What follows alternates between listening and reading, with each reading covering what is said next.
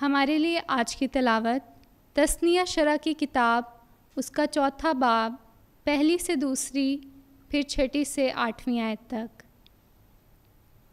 अब ए इसराइल, वो कवानीन और क़ज़ाएँ जो मैं तुम्हें सिखाता हूँ सुनो, ताकि तुम उन पर अमल करके ज़िंदा रहो और उस मुल्क में जो खुदावंद तुम्हारे बाप दादा का खुदा तुम्हें देगा दाखिल हो और उसके मालिक बनो।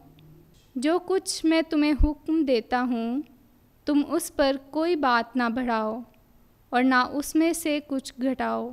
खुदावंद अपने खुदा के उन काम को जिनका मैंने तुम्हें हुक्म दिया मानते रहो, बस उन्हें मानो और उन पर अमल करो, क्योंकि ये उन कौमों की निगाह में तुम्हारी अक्लमंदी और दानिशवरी होगी, जो उन कवानीन को सुनकर कहेंगे यकीनन ये कौम बड़ी है, ये लोग अक्लमंद और दानिश्वर हैं। क्योंकि ऐसी बड़ी कौम कौन सी है जिससे माबूद ऐसे नज़दीक हों जैसे खुदावंद हमारा खुदा हर एक बात में जो हम उससे मांगते हैं नज़दीक है।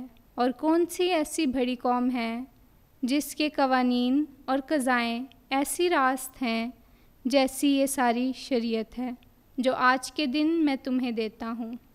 पाक कलाम का पढ़ा और सुना जाना हम सब के लिए बाइस बरकत हो। खुदा का शुक्र हो। आमीन।